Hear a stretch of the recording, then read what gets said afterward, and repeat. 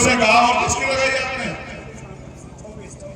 24 महापुरुषों की तस्वीर लगाई। कितने महापुरुषों की? 24 महापुरुषों की तस्वीर लगाई। सब बहुजन समाज के हैं, सब देश के नायक हैं, सब भारत के निर्माताओं में शुमार होते हैं। तो इसकी तकलीफ सरकार को होनी लाजमी थी। इसलिए यहाँ के नेताओं ने शिकायत की और उन्होंने कहा यह अवैध बन गया है।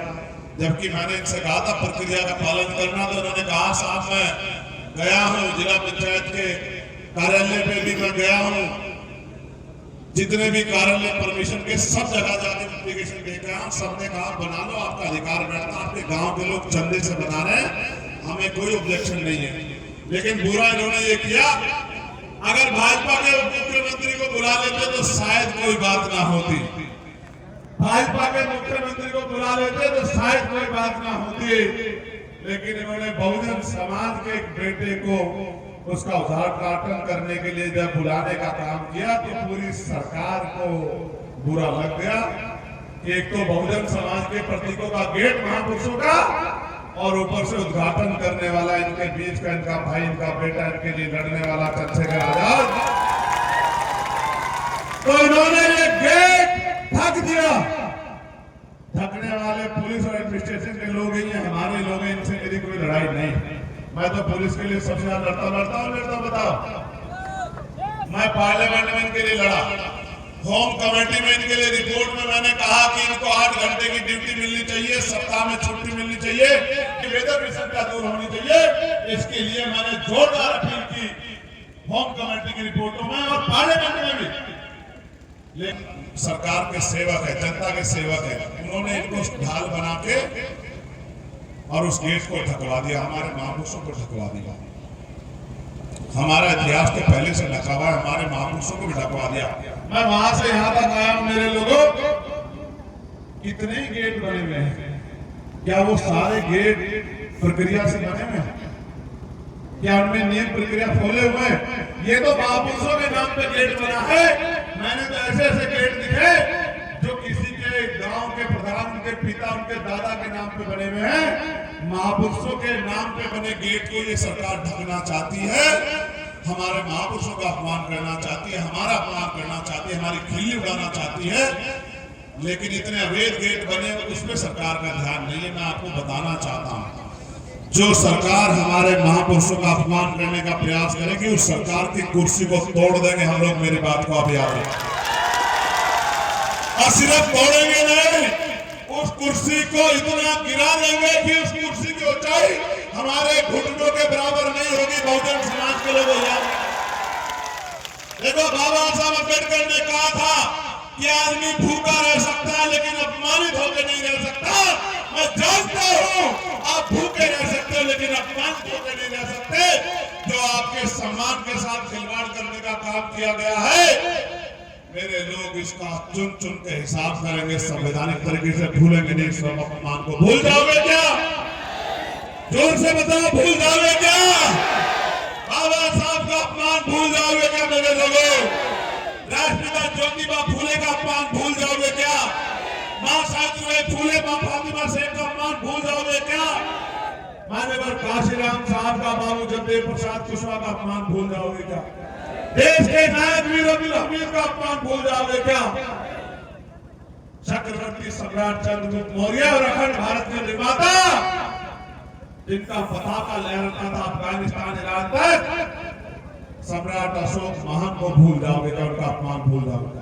मेरी बात को याद रखना, आज अगर अपमान भूल गए तो कल आपके घरों पे अपने महापुरुषों की तस्वीरें नहीं लगाने देंगे लोग। मेरी बात को आप याद रखना। मैं उदाहरण बताता हूँ, यहाँ आपकी आस्थाओं से किस तरह खिलवाड़ होता है, ये गेट उसका उदाहरण है। और वरना अभी बाबा साहब अम्बेडकर की जयंती गई थी, बताओ नई परमिशन कहीं मिली है क्या? मिली है क्या? नहीं मिली। बाबा साहब की कोई मूर्ति लगाओगे क्या परमिशन दे रहे हैं क्या? नहीं दे रहे। उससे बड़ी बात में तथागत बुद्ध की अगर आप भगवान बुद्ध की कथा कराओगे, कोई कार्यक्रम कराओगे, तो बताओ किस तरह का पुलिस के रहते किस तरह का व्यवस्था हो रही है। कोई भगवान बुद्ध की तस्वीर फेंक दे रहा है, कोई लाठी चला दे रहा है, कोई माइक छीन के गाली दे रहा है। मैं बताना चाहता हूं सामंतियों को, होश में रहो, 6 महीने का समय लोग, गरीब लोग इकट्ठे होकर सरकार पलट देंगे, भागने की जगह नहीं मिलेगी। मेरी बात को याद रखना, भागने की जगह नहीं मिलेगी। अगर गुंडागर्दी करोगे तो इस गुंडागर्दी का हिसाब कल राजकाज बनने पे होगा। अगर बहन बेटियों के सम्मान से खिलवाड़ करोगे तो एक गुंडा भी उत्तर प्रदेश में राजकाज बनने के बाद चैन से नहीं सो पाएगा। मेरी बात को क्या मजाक उड़ाते हो? आपको चुप गया कि गेट का उद्घाटन चंद्रशेखर कर रहा है। मैं कह रहा हूं कि आप कर लो उद्घाटन, जिलाधिकारी आके कर ले, एसएसपी कर ले, डीआईजी कर ले, आईजी कर ले, कमिश्नर कर ले, या मुख्यमंत्री आगे कर ले। लेकिन अगर गेट टूटा तो याद रखना कि लखनऊ की कुर्सी पर बैठे लोग चैन से नहीं सोएंगे। मेरी बात को आप याद रखना, मेरा वचन है। अगर बहुजन महापुरुषों का अपमान हुआ तो भीम आर्मी आजाद समाज पार्टी के लोग चैन से नहीं सोएंगे। एक मिनट में मेरी बात को आप याद रखना। नियम प्रक्रिया कोई फॉलो करवा ली, उसका पालन करवा लो। आप यहाँ का गेट तोड़ोगे, राजकाज बनने दो। लखनऊ के सीने पे इससे बड़ा गेट बनाएंगे बहुजन महापुरुषों का। मेरी बात, मेरे मझगांव के लोगों, इस क्षेत्र के सम्मानित लोगों, आज किस तरह से सैकड़ों हजारों की संख्या में स्कूल बंद करके महापुरुषों का सपना था आपको शिक्षित बनाने का, उसको कुचला जा रहा है। और ये लोग मुझे इसलिए रोकना चाहते हैं, मेरी शिलापट को इसलिए रोकना चाहते हैं कि कक्षा 1 से 12 तक जो स्कूली शिक्षा फ्री करके आपके बच्चों को कामयाब बनाने का रास्ता हम लोग लेकर आए, इससे डरते हैं। मैंने 33 पॉइंट का एक पूरा पंपलेट बनाया है। मैं नौजवान नेताओं से कहूंगा कि वो उस पंपलेट को घर तक पहुंचाने का काम करे। मेरी बहनों तक, मेरी माओ तक, मेरी दादियों तक, मेरी चाचियों तक, मेरी बच्चियों तक, मेरी बेटियों तक, मेरे बेटों तक पहुंचाने का काम करो। वो 33 मुद्दे ऐसे हैं कि जिस दिन वो 33 मुद्दे लागू होंगे, एक भी महिला उसका हाथ नहीं फैलेगा किसी अमीर का, किसी धन्ना सेठ का। मेरी बात को याद रखना, एक भी नौजवान बेरोजगार नहीं रहेगा। पढ़े लिखे नौजवान को पलायन नहीं करना पड़ेगा और अस्पताल में इलाज के कारण किसी की जान नहीं जाएगी कि बेहतर इलाज नहीं मिला। और महिलाओं को घर पे रोजगार मिलेगा, रोजगार पढ़ी लिखी बहनों को भी, और जो कम पढ़ी लिखी माए हैं उनको भी घर पे रोजगार देंगे। किसी के खेत में जाकर मजदूरी करने के आजाद सब ये परेशानी आपके सामने नहीं है। और सवाई मान सम्मान का जीवन होगा, मान सम्मान का जीवन होगा। मैंने तो अपमान का घूट पी लिया मेरे लोगों। मैंने अपनी भाई के आंख में आंसू देखे थे यशवंत मौर्य जी, मैंने अपने भाई के आंख में आंसू देखे हैं।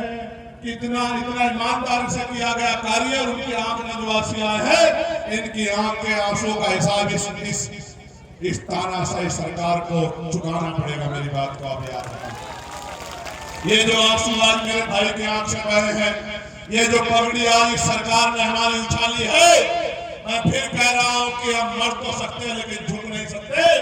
अपनी उछली की पगड़ी, अपने सम्मान की लड़ाई हम लोग लड़ेंगे। मेरी बात को आप याद रखें।